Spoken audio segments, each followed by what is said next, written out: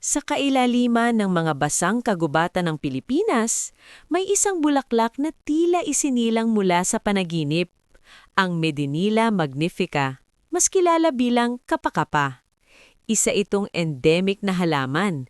Ibig sabihin, sa Pilipinas lamang ito natural na matatagpuan at tunay na simbolo ng likas na yaman at kagandahan ng ating mga kagubatan.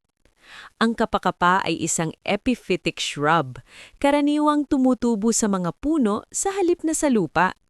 Nakabitin ang mga bulaklak nito na kulay rosas hanggang matingkad na pink na tila mga chandelier ng kalikasan. Ang bawat kumpol ay binubuo ng malalambot na bracts na bumabalot sa maliliit na bulaklak, isang disenyo na hindi lamang maganda sa mata, kundi mahalaga rin sa polinasyon ng mga insekto at ibon. Bukod sa pagiging ornamental, ang Medinilla magnifica ay palatandaan ng malusog na kagubatan. Sensitibo ito sa pagbabago ng klima at kapaligiran, kaya kapag ito'y masagana, senyales ito ng balanseng ecosystem.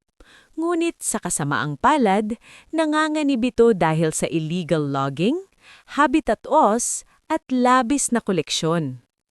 Ang kapakapa ay hindi lamang dekorasyon ng kalikasan, ito ay paalala. Paalala na ang tunay na ganda ay dapat iniingatan, hindi inaabuso. Sa pagproteksyon sa halamang ito, pinoprotektahan din natin ang mas malawak na buhay sa ating mga kagubatan. Tara, samahan niyo kong tuklasin ang mga kakaibang yaman ng Pilipinas. Like, share, and subscribe.